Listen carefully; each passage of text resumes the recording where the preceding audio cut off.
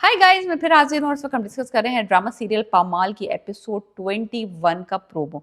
रजा की हालत बिगड़ती जा रही है। उसका लाजमी सी बात है, उस ऑलरेडी बहुत सिक था जब उसका डायग्नोस हुआ था कैंसर, और अब वो आहिस्ता आहिस्ता जो जैसे जैसे टाइम पास होता जा रहा है वो उसकी हालत कमज़ोर से कमज़ोर हद तक बुरी होती जा रही है।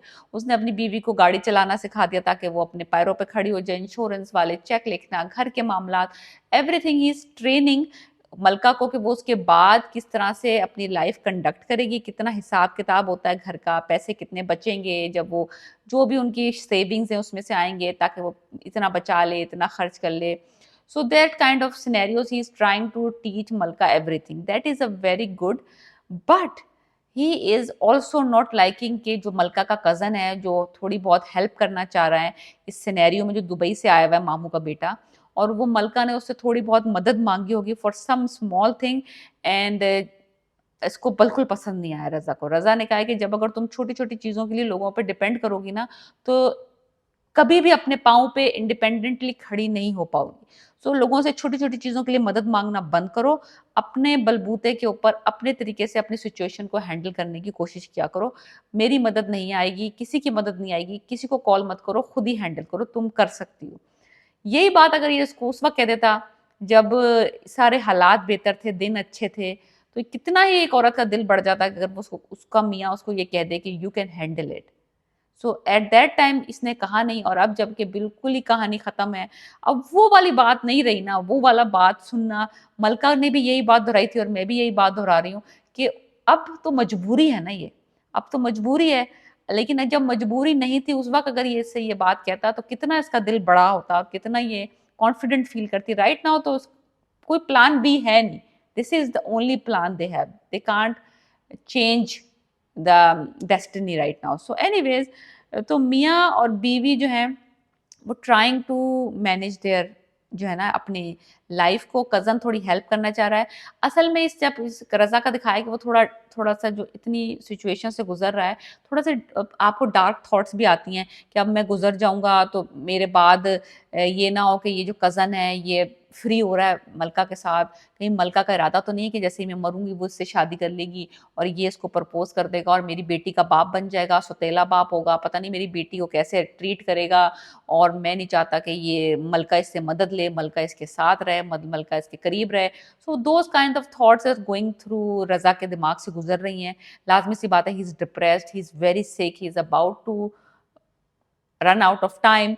तो ये वाला सारा सिनेरियो है। तो भाप लिया है, पलका ने भाप लेगी मलका रज़ा के मिजाज को। अब तो उसको इतने सालों में पता चल गया कि क्या सोच रहा है, क्या चल रहा है इसके दिमाग में।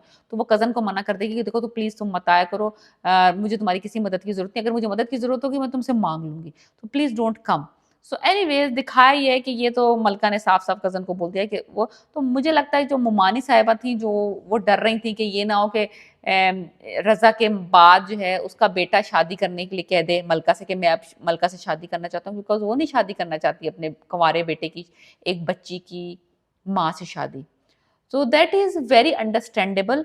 मैंने ये बहुत दफ़ा देखा है, ये बहुत सिनेरियोज़ में होता है। कोई अपने बेटे की शादी तलाक याफ्ता से नहीं करना चाहता, कोई अपने बेटे की शादी बेवा से नहीं करना चाहता। तो ये हमारी सोसाइटी में बहुत कॉमन है। वो कहते हैं भई हमारे बेटा तो कुँवारा है, हम अपने कुँवारे बेटे की शादी क्यों किसी बेवा से करें या किसी बच्चे वाली से करें या किसी तलाक याफ्ता से करें। तो वही उसकी ममानी की टिपिकल सी सोच है जो कि बहुत कॉमन है और बहुत अंडरस्टैंडेबल है, जो कि नज़र आ रही है हमें अपनी सोसाइटी में बहुत कॉमनली नज़र आती है। तो ममानी ने कोई ऐसी आउट ऑफ द वर्ल्ड बात नहीं कह दी जो हमने नहीं देखी।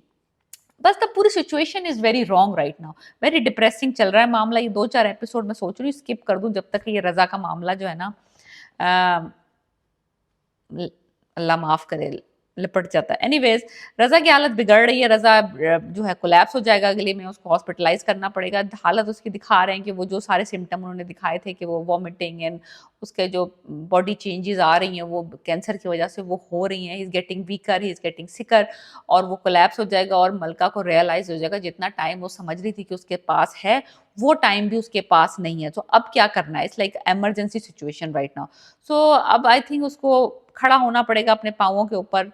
جتنا وہ سوچ رہی تھی کہ یہ ٹائم تو ایسے ہی اللہ کی رضا ہے، یعنی کہ ابھی تو یہ 2 مہینے بول رہے ہیں، یہ کوئی خدا تو نہیں ہے کہ 2 مہینے بولیں تو 2 مہینے میں ہی بندہ ختم ہو جائے گا، ایسا تو نہیں ہوتا. سو اینی ویز وہ ایکچولی سونر ہو جائے گا rather than later. So let's see کہ ایپیسوڈ 21 میں ملکہ کس طرح کوپ کرتی ہے مچ سکر رضا، اور کس طرح سے وہ کوپ کرتی ہے سارے سینیریو to اپنے مینیج کرنا لائف وداؤٹ ہم. So let me know what you think about my predictions and this drama in general. کہ آپ کو کیا فیلنگ آتی ہے اس ڈرامے کو دیکھ کے؟ میں تو بہت ڈپریس جاتی ہوں، اس میں بہت ساری ٹریگر وارننگز ہونی چاہیے ڈرامے میں. Please subscribe my channel and let me know what you think about my review, my predictions, and subscribe. Peace.